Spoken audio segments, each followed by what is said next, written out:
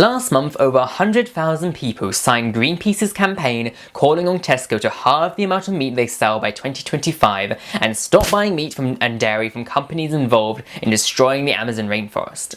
Within 3 days of the campaign's start, Tesco put statements on social media both verbally supporting Greenpeace and defending their business. They stated 3 things. 1. They flat out do not buy meat from Brazil. 2.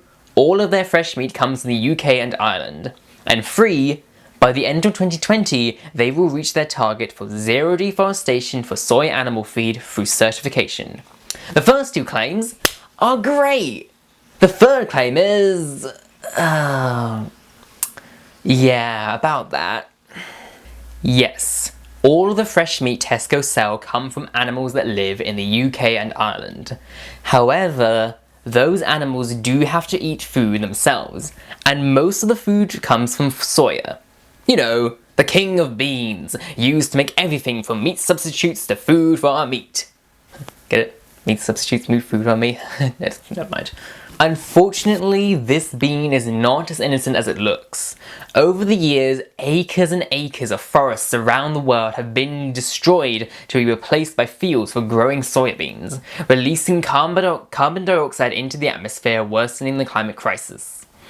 And this is especially the case in the Amazon rainforest. What really sucks about this is when companies like Tesco buy soya, they buy from traders who have bunched up a load of different soya from a load of different farms.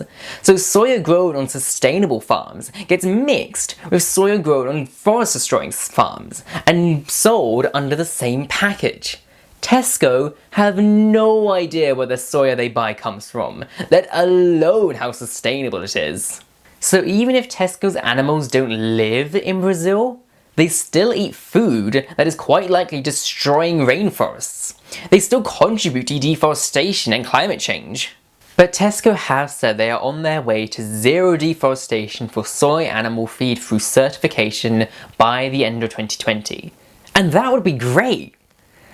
But when you look closer at the target, it becomes more sinister. It's not zero deforestation. It's zero net deforestation. The word net literally means when nothing else is left to take away. So when you go for all the little minuses and pluses, the net is the big number you have at the end. If I bought 6 apples and sold 5 of them, I would have a net gain of 1 apple. That little word means Tesco can get away with a lot. Instead of researching into the soya they buy, they put their money into credits. For every ton of dodgy soya Tesco buys, they give money to sustainable farming projects. There we go! We're doing one bad thing and one good thing. That makes us good, right? I'm not saying funding sustainable farming projects is bad. On the contrary, it's a great initiative. But continuing to buy harmful soya and painting yourself as the good guy helps no one in the end. I'm sure the owners of Tesco are not bad people. I'm sure they do care about the planet.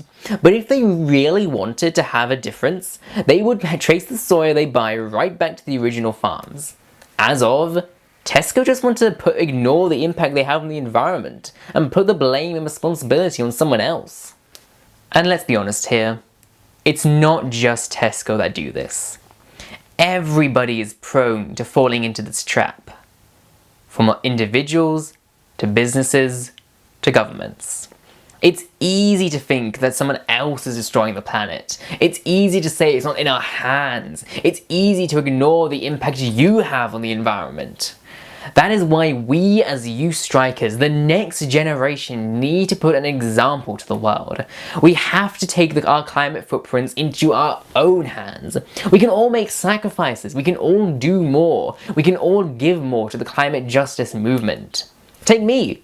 I'm into films and buying lots of DVDs, but I've realized DVDs have lots of plastic and can be harmful. I've decided to only buy DVDs from charity shops if I really have to.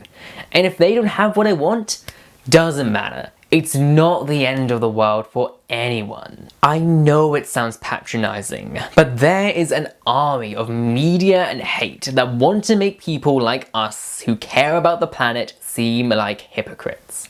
They will do whatever they can to make it seem climate justice is impossible. We as youth strikers have to show them that it is 100% possible. By showing them the drastic changes we can make to our lives, the dedication we can put in, the humility we can have, and the amount we can achieve. Let us get to a point where everyone, from our guardians to our governments to Tesco, say, hey, if our children can do it, why can't we?